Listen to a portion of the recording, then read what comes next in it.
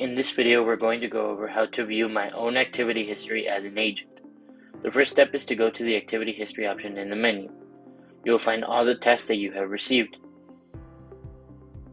Here you will also be able to filter by date and communication channels. You can also filter by advanced details such as statuses, types of contacts, queues, dispositions, and contact lists.